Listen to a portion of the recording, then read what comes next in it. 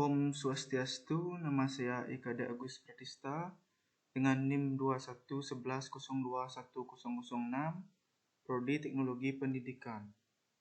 Saya akan menjelaskan 4 materi. Materi yang pertama, pengertian tugas-tugas perkembangan.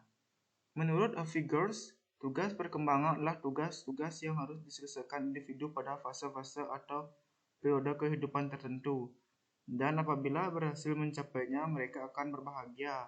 Tetapi sebaliknya, apabila mereka gagal, akan kecewa dan dicela orang tua atau masyarakat, dan perkembangan selanjutnya juga akan mengalami kesulitan. Materi yang kedua, tugas-tugas perkembangan masa kanak-kanak, anak, remaja, dan masa dewasa. Adapun tugas-tugas perkembangan tersebut menurut Figures adalah kematangan fisik, tuntutan masyarakat atau budaya, dan nilai-nilai dan aspirasi individu.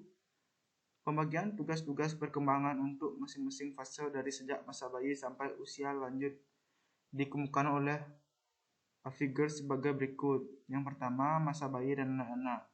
Contohnya belajar berjalan, belajar makan makanan padat, belajar berbicara, belajar mengendalikan pembuangan kotoran tubuh, mencapai stabilitas fisiologi, membentuk pengertian sederhana tentang realitas fisik dan sosial, belajar kontak perasaan dengan orang tua, keluarga, dan orang lain.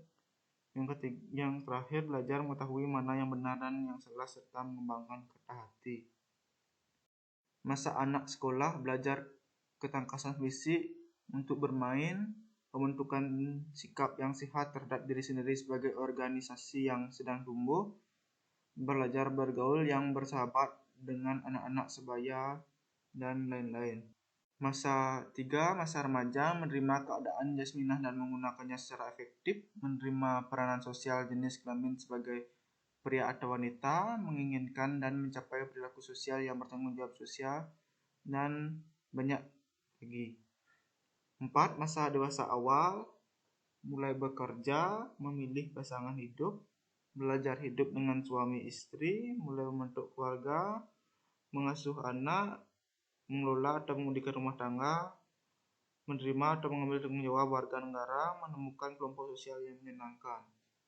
5, masa usia madya atau masa dewasa madya, menerima dan menyesuaikan diri terhadap perubahan fisik dan fisiologis, menghubungkan diri sendiri dengan pasangan hidup sebagai individu, membantu anak-anak remaja belajar menjadi orang dewasa yang bertanggung jawab dan berbahagia, dan masih banyak lagi. Materi yang ketiga, bahaya tugas-tugas perkembangan yang tidak terpenuhi. Menurut Harlock 1978, ada 3 bahaya tugas perkembangan, yaitu harap-harapan yang kurang tepat. Yang kedua, melangkah tahap tertentu dalam perkembangan sebagai akibat kegagalan menguasai tugas perkembangan sebelumnya. 3, bahaya potensial lain yang muncul dari tugas perkembangan adalah krisis yang dialami individu ketika melangkah dari suatu tingkatan ke tingkatan yang lain. Dari yang keempat, faktor-faktor yang mempengaruhi penguasaan tugas-tugas. Faktor yang mempengaruhi penguasaan tugas perkembangan, yang pertama, tingkat perkembangan yang mundur. 2, tidak ada kesempatan untuk mempelajari tugas-tugas perkembangan atau tidak ada bimbingan untuk dapat menguasainya.